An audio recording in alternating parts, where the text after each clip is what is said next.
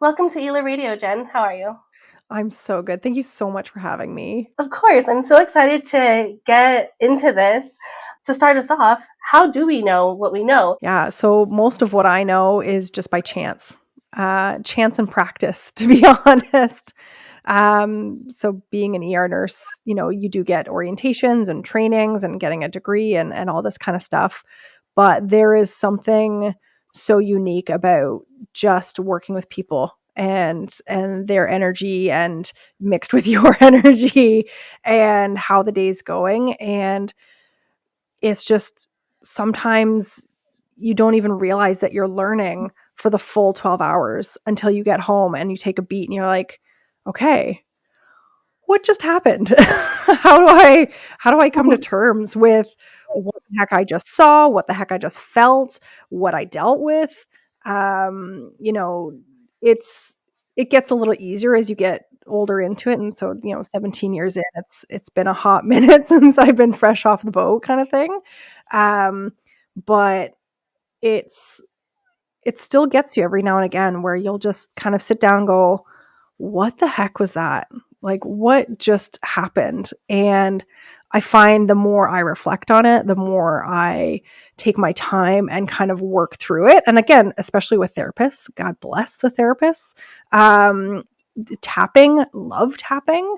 And that kind of, those kind of sessions where it opens you up in ways that you didn't see coming, that you can, because it because it blindsides you, it lets you be more open and honest and real with yourself. So most of what I know is just by watching and taking it in and looking at things more in the rear view sometimes. It's so interesting because you have so much Aries energy, and so with Aries, it's all like go, go, go, go, go. But I love how you spend this time reflecting and being able to process these emotions, especially because you have your moon in Aries. So it's like really about getting into your body with that tapping.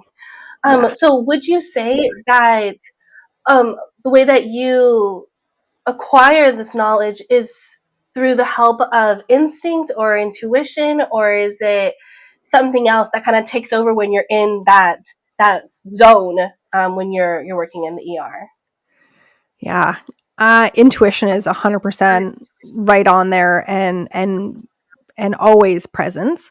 Is it always screaming at you? No. Because if you figure out how to pick up on it a little bit earlier, it doesn't need to scream at you.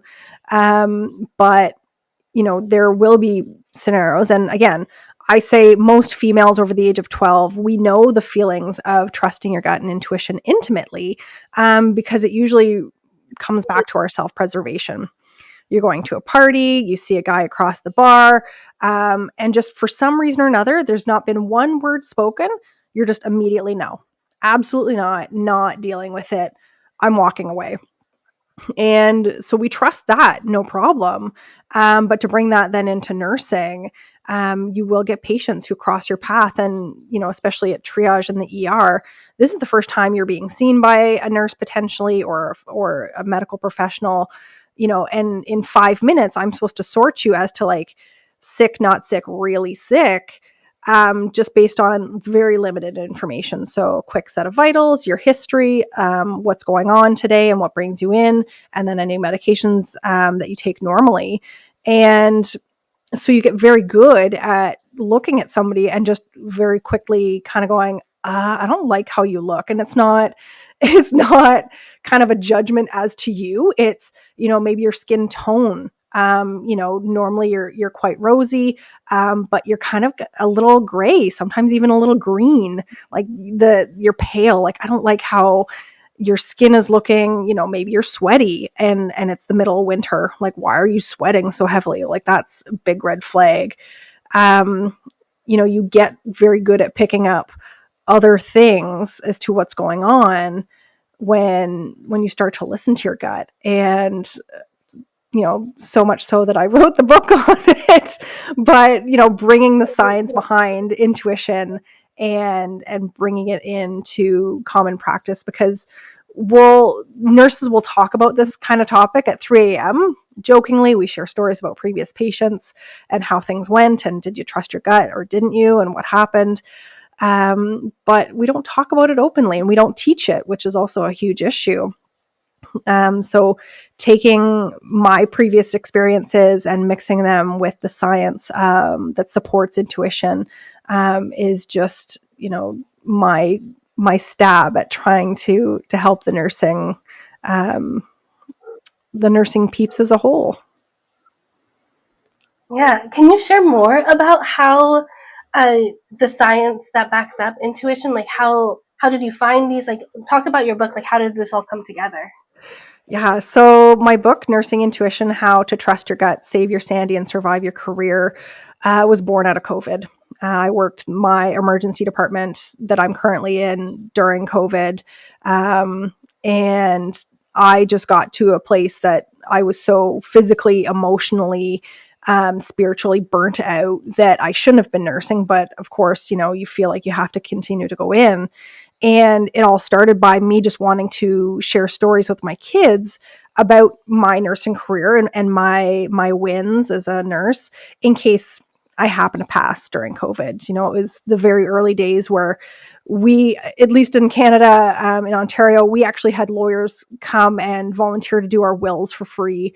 So as much as you wanted to appreciate that gift that was coming down the pipes, it really did kind of solidify the thought process of like, oh, we're not really expected to survive. Okay, this sucks. So it really mentally played with you for a bit. And so it got to a point where I'm like, I have to write down my stories. I have to do this for my kids. How else do you explain to your kids that mom chose to continue to go into work? Because we all had the option not to. It was just a simple fact of calling up your doc and saying, hey, I can't do this anymore. And your doc would write you off, and nobody would have batted an eye. Nobody would have faulted you for it. But I just decided to keep going in. And so starting to write the stories and getting into it, the really good helping stories came out, and there were a couple there. And very quickly, all the trauma that I hadn't dealt with over the last 17 years, 16, I think at the time, all that trauma that I just shoved way down deep and didn't touch. And so those stories came barreling out. And in 6 weeks, I had written all of my stories, or at least the ones that really stuck around. And it wasn't until I was listening to Llewellyn, who is a metaphysical publisher in the US, they were having online kind of book fairs where the author would talk about their book for about an hour or so, and they would go through like all of their categories.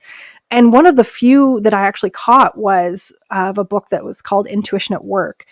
And I just remember thinking, intuition at work, like I use my intuition all the time at work.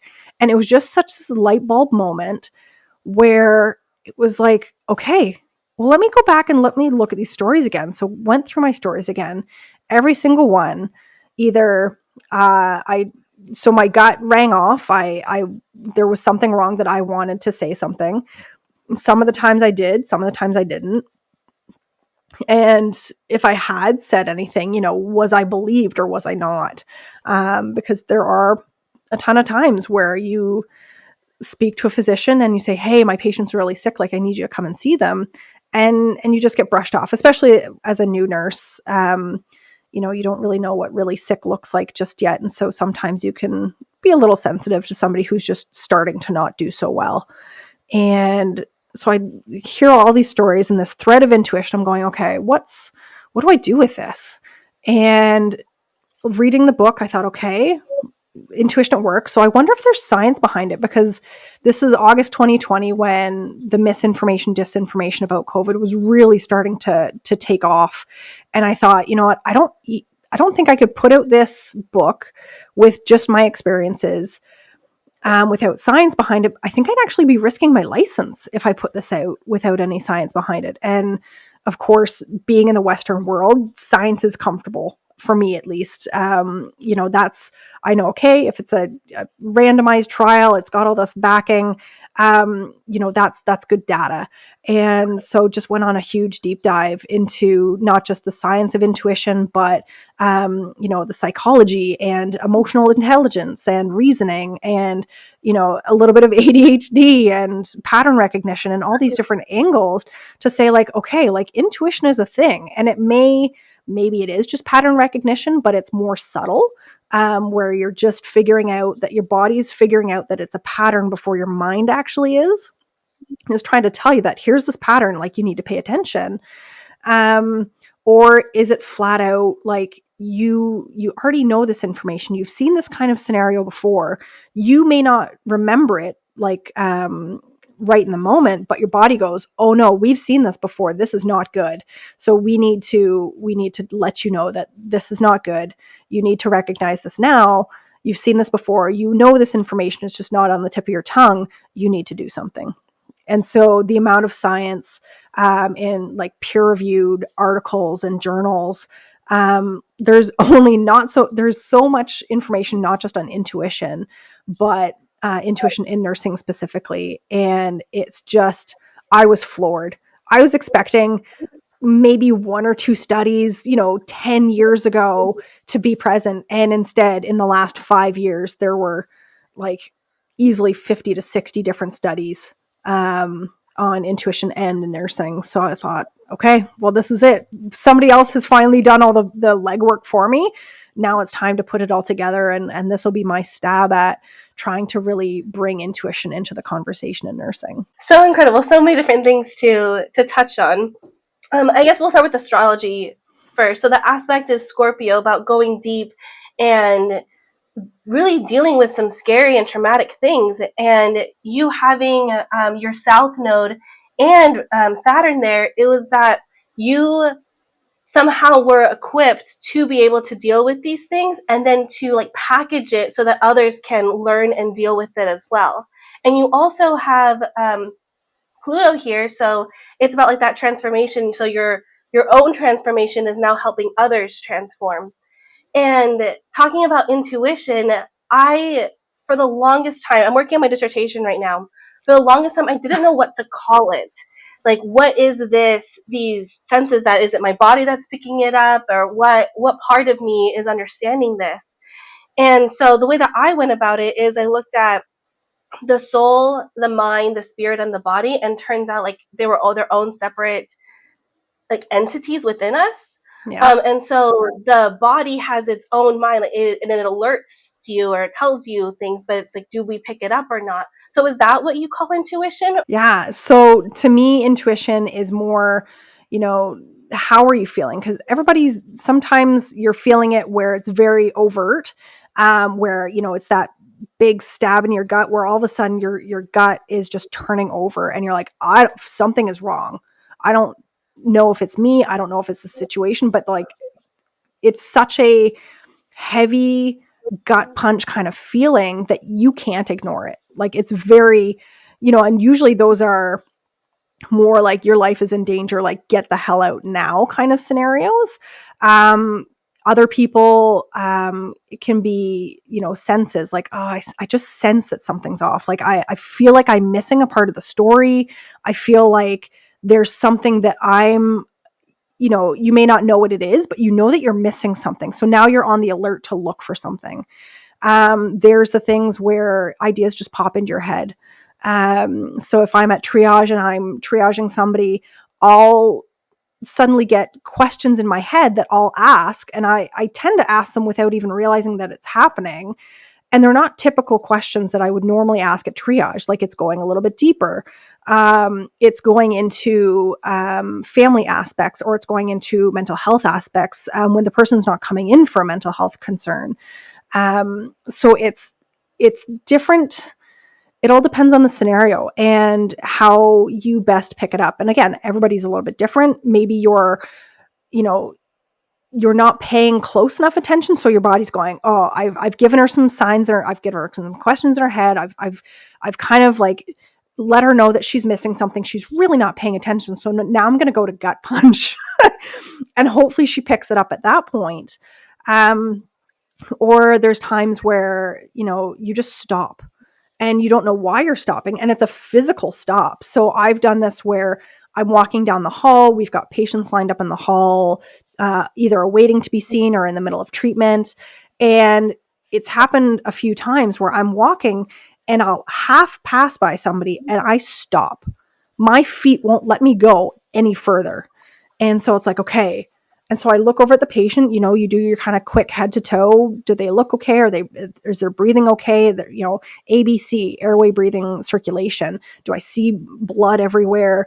Do they look like they're struggling, or do they look like they need something? And this woman's color was really, really off. Her breathing was off, and she wasn't being closely monitored because she's in the hall, because we just don't have any room anywhere else. So genius me, I was the charge nurse, so I go into the primary nurse's room, and I said, hey, like, what's going on with this lady? She doesn't look so great. Like, can you just do you have a recent set of vitals? Like, what's going on? Like, I need more to the story. And it turns out, like, her oxygen saturations were actually, the amount of oxygen in her blood was quite low, and she looked okay, but she was starting to not do so well because she didn't have the right amount of oxygen in her blood. So her body was kind of struggling to breathe. But she wasn't being loud about it. She wasn't, having noisy breathing or anything like that. And if you didn't really look at her, she wasn't struggling hard enough that it was super obvious. It was very subtle. And I'm just like, oh, okay, well, now we need to bring you into the room. We need to get you on oxygen. We need to figure out why this is happening. And it ended up changing the course of her care, because she went from being not really well monitored into a room with centralized monitoring, so we could see her heart rate, blood pressure, oxygen continuously, and then give her oxygen through the nasal prongs.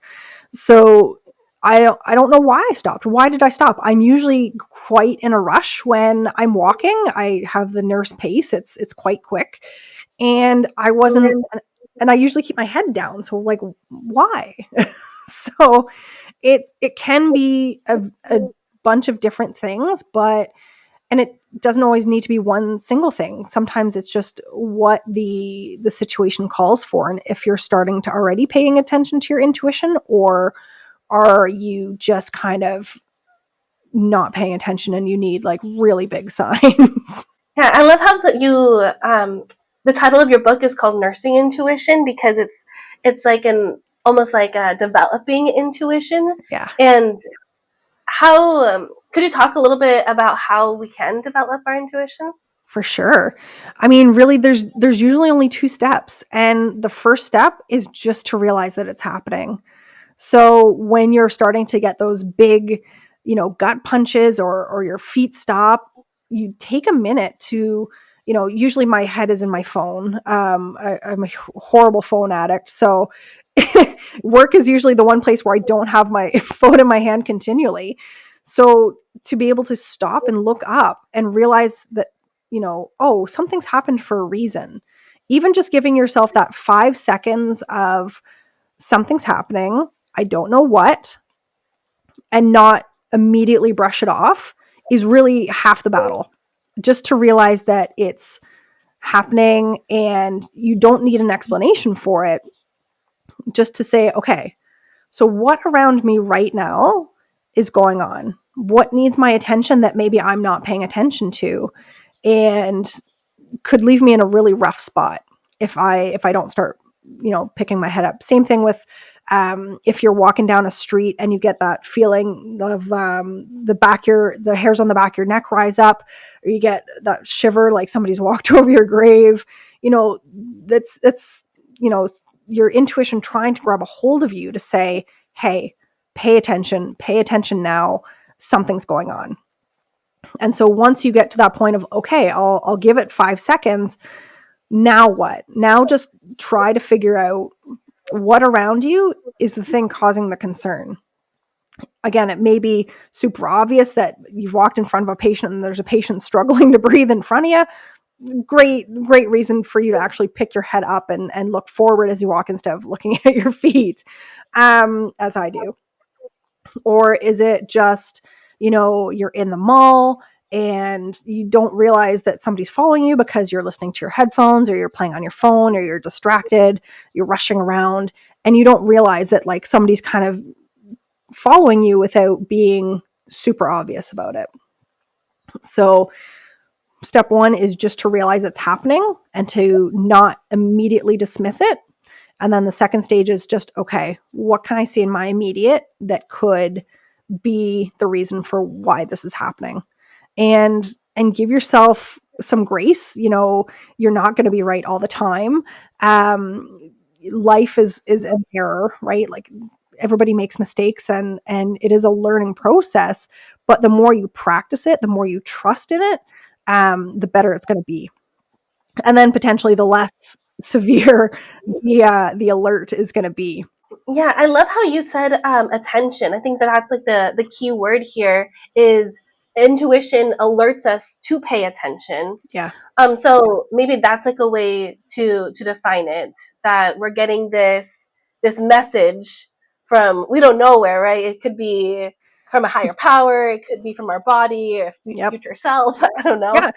Could be whatever you're comfortable with, even if it's just your own sense that you're recognizing a pattern without realizing that you're recognizing a pattern.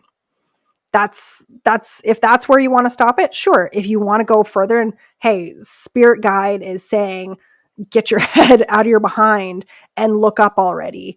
You know, guardian angels, your deity, whatever, absolutely go with that too, because like why not?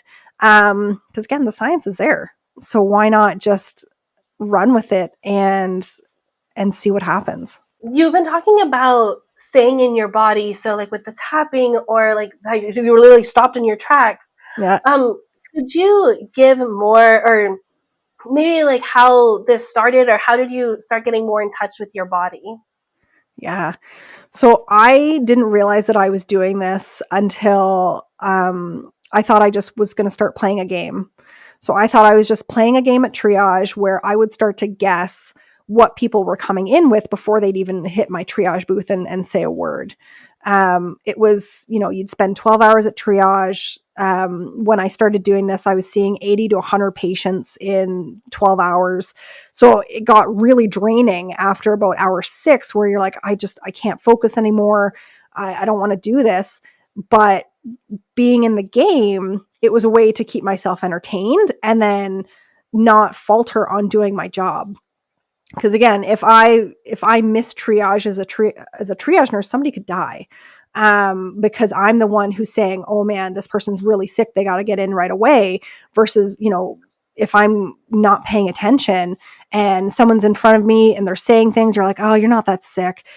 You know, give them a lower number, and then all of a sudden in the waiting room, like they collapse or they do whatever else. And had I been paying attention and more, you know, doing my job, I might have caught that something else was going on. So I just started as like guessing what people were coming in with, and just started generally, you know, if somebody's clutching their chest, you're like, okay, chest pain, or they're holding their stomach, you're like, okay, maybe nausea, vomiting, maybe just abdominal pain.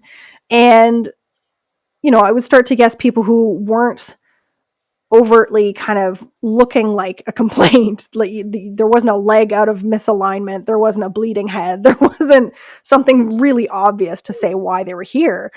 And the more I practiced, the more I got right. So I was like, okay, now let's up the ante.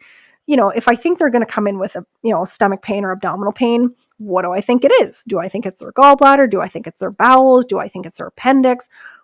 Like, I don't know. Like, let's just see. And so I would start with that kind of thought process of like, oh, I wonder if this is an appendix.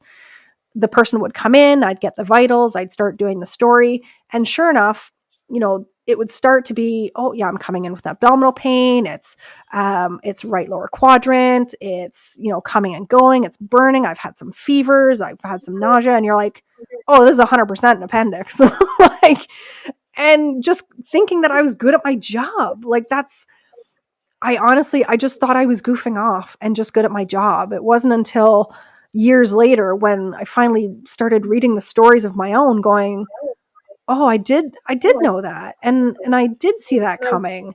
I wonder how long I've been doing this. And I mean, I can trace it back to even just my first year as a nurse, and knowing when a patient had turned, and I bugged the physician and I called them multiple times. I said, this guy's really sick. And they ended up saying that, no, he's not too sick. And it delayed them coming in, and they didn't come in for a few hours. And by the time they came in, the guy was super sick and ended up dying a few hours later.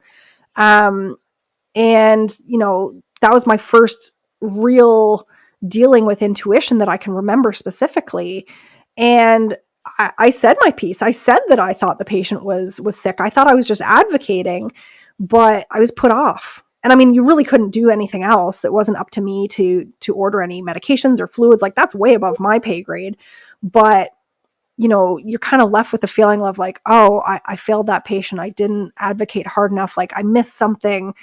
It kind of leaves a little bit of a bad taste in your mouth. Only to then, 5 years later, when I quit that job and was leaving, that same physician, pulled me aside and said, don't let anybody tell you don't know what you're doing. Didn't have to reference what she was talking about or anything. And I'm like, I know exactly what you're talking about. I'm like, you waited 5 years and me leaving to tell me that I was right that time.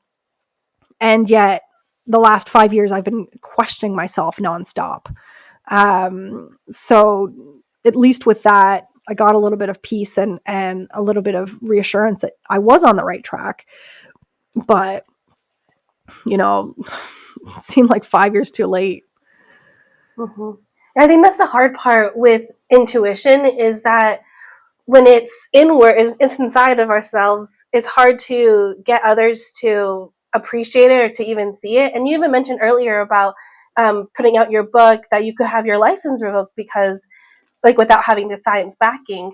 Yeah. So how can we move forward, or how can we get more people to not be afraid to speak up and say that it's my intuition that's telling me this, like, pay attention, without that fear of looking like the crazy person? Yeah. Most of the time, you have to know your audience. You have to know who you're talking to. If you're a nurse and you're brand new to a unit, these people don't know you, the doctors don't really know you, and you come up and say, my intuition is saying that something's up, chances are you're going to get laughed out of the room. Whether you take that or not, whatever.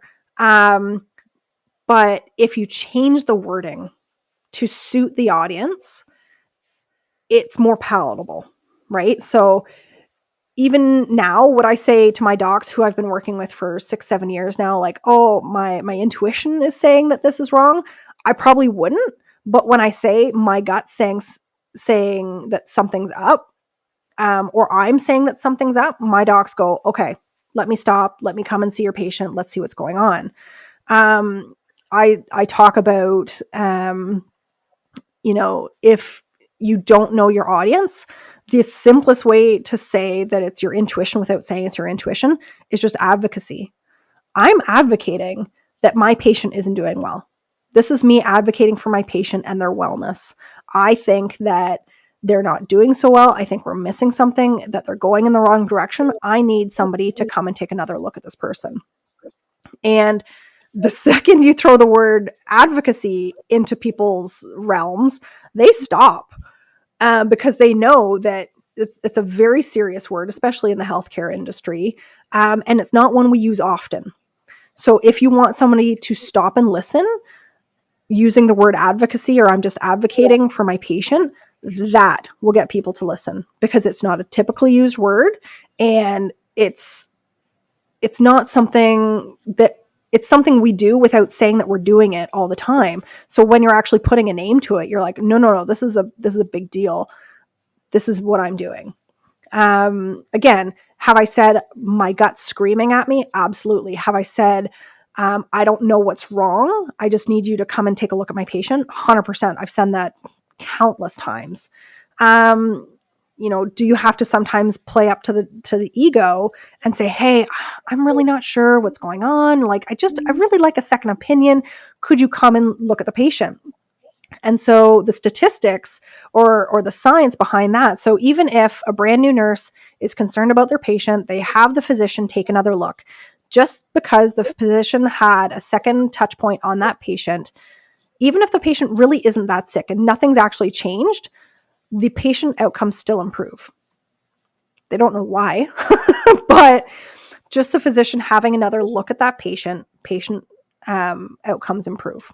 So it's a no, it's a win-win situation where you're learning how to advocate, you're learning how to trust your gut, you're learning what sick, not sick, really sick looks like, and worst comes to worst, you're a little bit too sensitive or you're a little bit too early on the call. That's fine. Just that patient coming and seeing, or just that physician coming and seeing that patient again still improves outcomes. So you're still helping your patient. Yeah, how incredible. Have you ever used science to back it up and say like here's like the textbook definition, like you need to come now? No, it's just, because a lot of the times you're not sure what's wrong 100%. Just paying attention. I mean, truly, it really is the big thing, because I think we do miss a lot of our own body cues because we're just so busy doing other things. I mean, even as a nurse, I put off my own body cues. I put off the feeling that I have to go pee because I don't have time right now. I will do it in 5-10 minutes. I can't go right now. Hunger cues. I can't stop and eat right now because, again, I'm too busy. I'm in the middle of something. Sleep. I want to sleep later. Oh, but I can't because, I've got X, Y, and Z going on. Nurses are experts in putting off their own needs. And it's just something that we have to do a better job at saying that, no, I'm getting this cue because I am thirsty. I need to drink some water. I haven't drank water in the last 10 hours. I need to drink some water. Mm-hmm. Yeah, I think it's all about like getting in touch with your body and really taking care of it. Do you think that it's ever possible, like in the future, maybe, like if we're really that in touch with our bodies, we'd be able to know this is what I'm coming in with? I mean, anything's possible, truly. 5-6 years ago, we didn't really think artificial intelligence was going to be, that big of a deal. And now I use ChatGPT every single day of my life. So, I mean, anything's possible. You never know. I mean, that's kind of the beauty of science, is that you never know what's, going to be published tomorrow or what's in the works for next year. Everything changes so quickly. And so it's just so interesting. So, I mean, they're looking to develop biomarkers now to develop or to detect sepsis before it even really presents in changing vitals. Like, just based on there's one test where they were testing the pH of if you'd had surgery and you had a surgical drain inserted like into a wound. They had a little thing that was testing the pH of the drainage continually, so that if all of a sudden the drainage pH changed, that meant that all of a sudden now the wound was infected, and that you could get in there days before this person is going to be having outward physical signs of an infection, which is absolutely remarkable. So Yeah. I have no idea what we'll do and how we'll do it. But I mean, even just opening up the conversation to this being not just a recognized thing that we all do, but like a core principle in nursing, is to, like, your nursing gut or your gut feelings, like, they're bang on most of the time.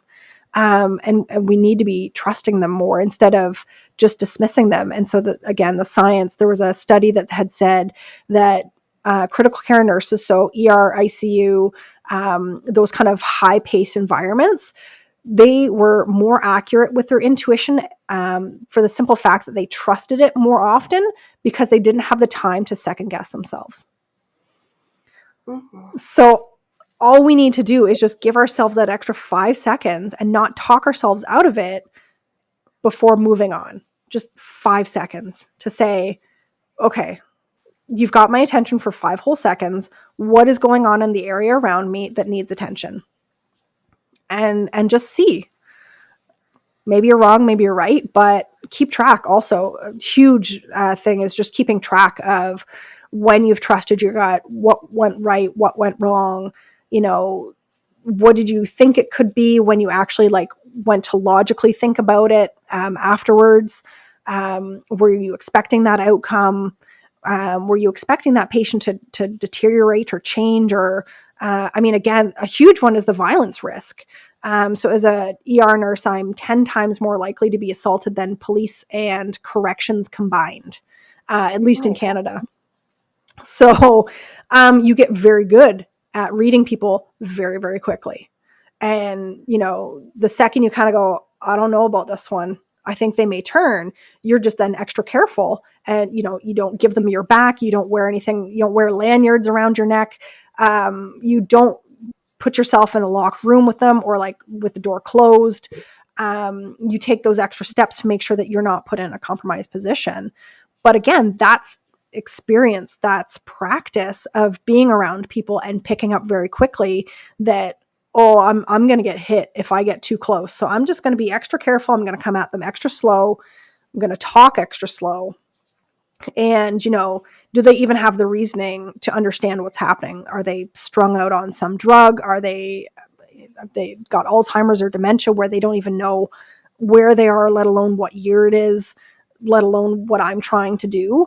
So just being aware of the things that can alter somebody else's behavior also. We keep going back to these words of being aware and being and attentive and attention.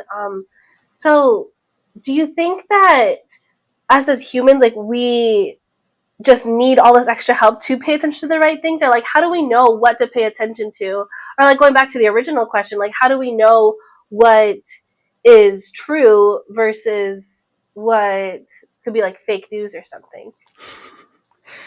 Well, I mean, just even being aware that you're asking the questions, that you're not just flat out going with it.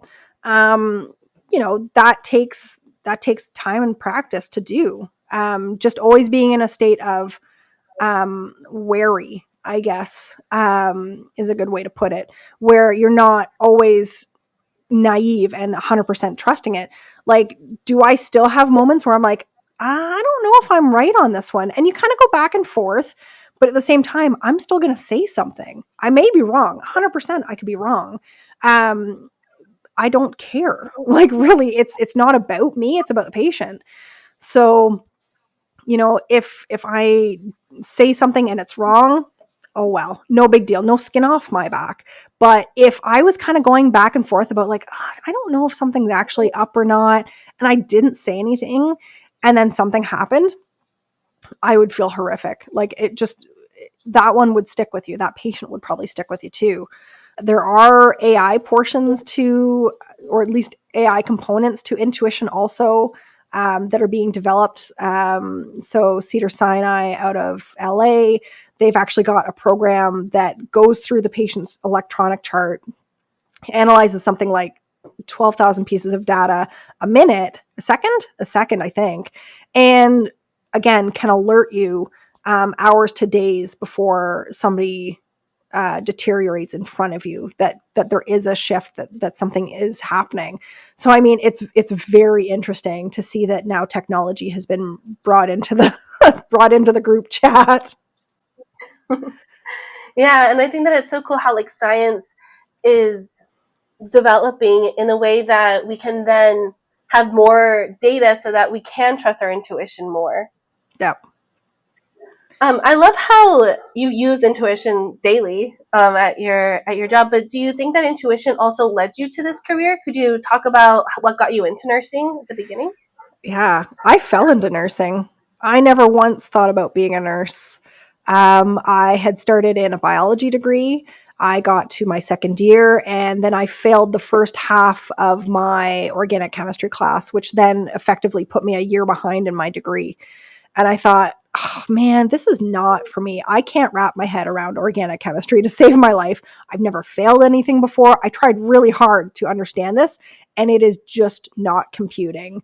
And thankfully, I had a girlfriend in first year who was in the nursing program, and we would go through her textbooks and like, oh, like this is interesting. Like, this is the kind of stuff that I actually want to learn about. Not, plant-based biology. I'm like, I'm falling asleep in lectures because I have no interest in this whatsoever. And so I I feel like sometimes it's happenstance and everything happens for a reason, for sure. That I, you could lead it up a whole bunch of places. So in high school in Ontario, the year that I graduated was the first year that they didn't have OAC, which was like grade 13. So my year, there was twice as many people graduating high school all throughout Ontario, all at the same time. So unless you had 90 plus averages, you weren't getting in anywhere for any program. So the fact that I got into biology at Lakehead, I was like, well, that sounds good. It was the only place I got into. I said, okay, let's go. And then failing this organic chemistry course and then going, okay, this is not what I want to do. Let me, go into nursing and do that. And thankfully Lakehead had a 3-year compressed nursing program, which was just beautiful. And, in then switching to nursing, I met a woman who then knew my now husband. And so she introduced me to my now husband a year before I graduated. And then that led me moving into him once I did graduate and getting the exposure to rural nursing and all that kind of stuff. So I'm a huge component of everything happens for a reason, whether it's divine guidance or just absolute crazy luck. Not everything is great. That first job was the absolute most toxic place I've ever worked in my life. But I learned a lot. I learned a lot about myself and how much BS I could put up with. But it also gave me a lot of time to get a lot of extra certificates after I graduated to really strengthen my knowledge. So, I mean, everything happens for a reason. However crappy it is at the time, I swear there's a lesson on the other end of it that sometimes takes many years to get to. But once you get to it, you go, oh, that's why I was in that place with that person at that time for this story, for this book. Got it. Yeah, and it's cool going back to astrology because you have your midheaven in Sagittarius. So the Sagittarius is kind of like an arrow, like a straight shooting arrow. So like everything is happening for a reason to bring you to your highest good. And you also have Uranus there. So that planet is about revolution and thinking in a new way. And it's all in the ninth house, which is about higher learning and changing belief systems on like a global level. And so it kind of seems like that's what you're doing. I'm trying. If nothing else, if I can just open up the conversation to have it not be the 3 a.m. conversation, if we could teach that intuition in nursing school or heck, even in primary school, trust your gut, trust your gut, trust your gut. And honestly, now that I've written the book on it, the amount of times a day I hear pop culture references of trust your gut, or somebody says it randomly, or somebody says it on the radio, or it's in a book that I'm reading, or like this, that, or the other. It's kind of hilarious that the universe is like, haha, we told you, you weren't paying attention, but we told you. Yeah, it's chaos personified, which again is my specialty. But it's just to look back on the last even 5 years with COVID and everything. Like, I never thought that I'd get out of that. There were moments where I was like, this isn't going to go. I'm not going to survive this. And to look at me 5 years later, staggering. I still, it's nuts to me. Completely nuts. Yeah, but you're here and you're making a difference. I'm so excited for your book. I'm definitely going to check it out. Oh, thank you. Yeah, it's funny because you said this earlier that I had no idea how many people were in this field because I felt like I was like the loner looking at intuition It's with education. lonely. It is Yeah. so lonely. I mean, even on the nursing end, like, I don't know. So I only ever heard of intuition being like, my one professor in 4th year one time said, make sure you trust your gut. That was the whole conversation during the lecture. And then she moved on. And like, I am so thankful she at least had just said that much, because I don't know if I would have ever gotten this far in understanding it had she not. Because I probably would have pushed it off like everybody else because it wasn't mentioned in my education. You know, so Mm-hmm. I'm so thankful. And the more that I reach out and kind of say like, oh, intuition and advocacy and trust your gut and all this kind of stuff, then all of a sudden Cedars-Sinai is doing this. And then the Rothman Index is another great predictor of patient mortality and morbidity. And it's because a large portion of that index is placed on nursing feelings that things are not going in the right direction, that the patient is not improving. And that's a very large part of the Rothman Index as to like why it's so different from any other like infection, early warning system, where all they're doing is checking vital signs. And, if the vital signs change, well, yes, okay, now you've been alerted that something's happening. You need to get on it.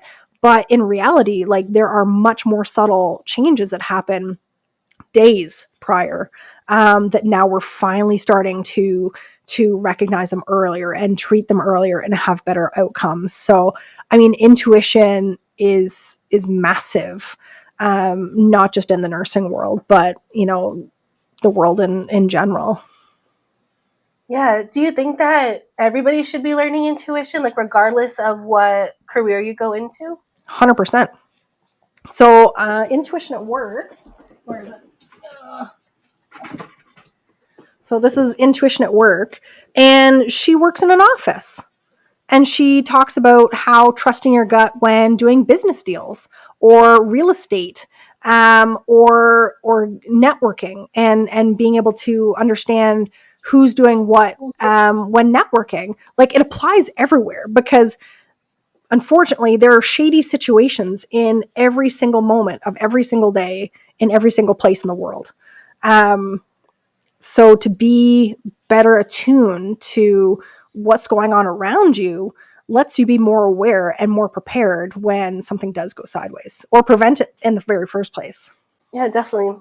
Well, thank you so much, Jen. It has been such an amazing conversation. And so, yeah, just thank you so much for being here. Happily. Thank you so much for having me. Of course. So where can people find you? So I'm probably most active on LinkedIn. So Jennifer Johnson, BSCNRN. For those nurses or medical professionals, I'm sorry, there's just way too many Jennifer Johnsons in the world. On TikTok and Instagram, it's at ernurse.jenn, Jenn. And then you can find me on my website, www.nursejenn.ca. Awesome. Thank you so much. Thank you. Thanks for listening to ILA Radio. If this conversation stirred something in you, take a moment to notice what your body is saying. Trust that whisper, that pause, that spark. And remember, your gut knows, even when your mind hasn't caught up yet. If you enjoyed this episode or learned something, please consider leaving a 5-star review or sharing your thoughts in the comment section here or on the website. Your support helps us keep these conversations going. To learn more about Jenn Johnson and access extra bonuses, head over to this episode's page at thearnellian.com/ILA Radio. It's also listed below. For more episodes, blog reflections, and resources to support your own intuitive path, visit us anytime. Until next time, stay curious and stay connected to your inner knowing. Bye, everybody.